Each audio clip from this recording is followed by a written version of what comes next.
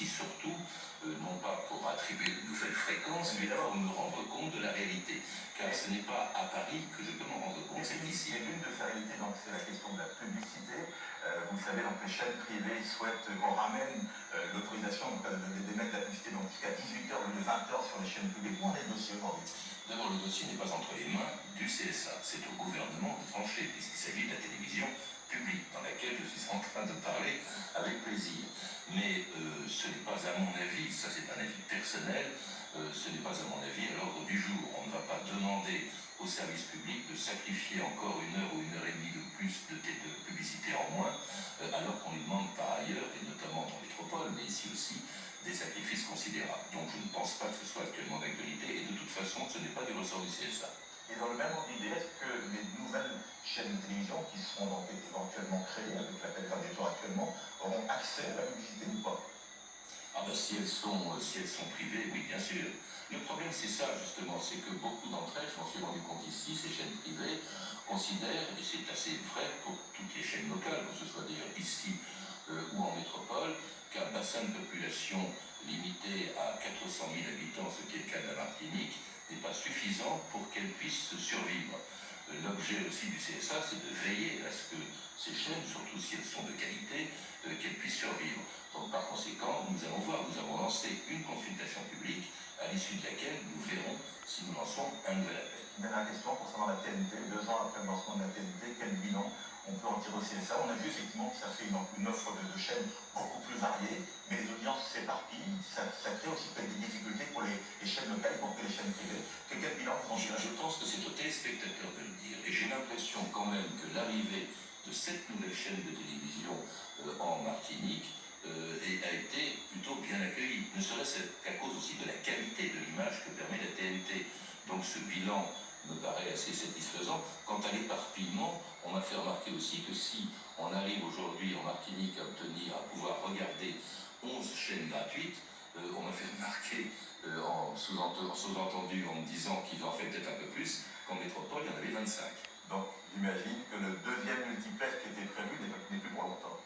Écoutez, pour l'instant, je vous le dis, on en est au stade de la consultation. C'est une démarche traditionnelle de la part du Conseil supérieur de l'audiovisuel. On consulte avant de prendre une décision. Mais pour l'instant aussi, pour ce qui me concerne, et c'est ce que je vais faire également dans d'autres départements ou territoires d'outre-mer, c'était d'abord une prise de contact, me rendre compte de la réalité des choses. Et je vous avouerai franchement qu'ici, ce voyage en Martinique, demain à la Guadeloupe, va apporter énormément de choses. Merci Patrice Gélinet pour ces précisions. Merci à vous.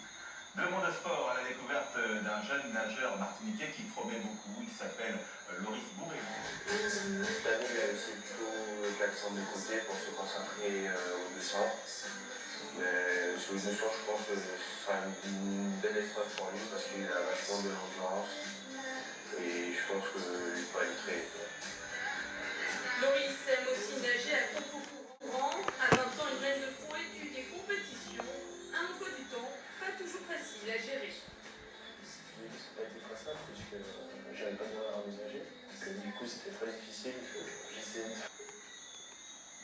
Ainsi, dans la deuxième partie de ce journal, le deuxième épisode de notre feuilleton de la semaine consacré à l'usine du Galion. Ce soir, on s'intéresse au broyage de la canne et à tout le processus de fabrication du sucre. Tout de suite, un extrait de ce que vous verrez vers 19h45. Le jus chaulé après décantation est ensuite filtré pour obtenir un jus clair.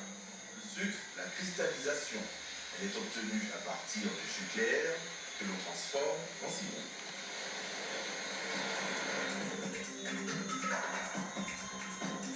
Jake n'est pas réceptif. Il a du mal à suivre les instructions de base. Le nombre que Jake veut vous transmettre est le 22. Pourquoi il n'a pas écrit comme les autres fois? Pourquoi il l'a dessiné? S'ils expriment un message, je veux le connaître. Il a trouvé la séquence d'Amélia. Et si nous sommes demain à 22h15 sur Martinique Première.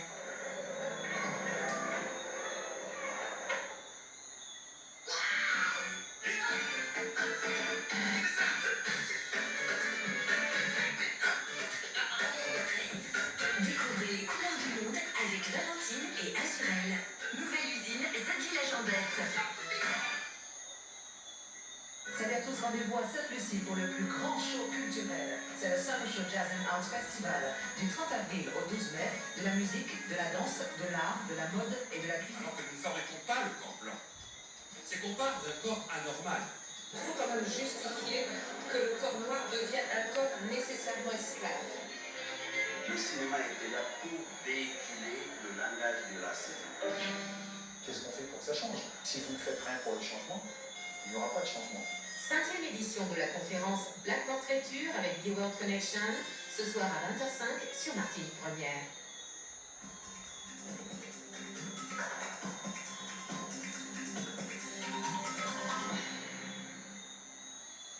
Merci de rester à notre compagnie pour la suite de ce journal avec l'actualité nationale marquée par la toute première interview télévisée de Jérôme Cahuzac. Après ses aveux, il annonce qu'il démissionne de l'Assemblée nationale et reconnaît que son compte en Suisse était une folle bêtise. Valérie Aston.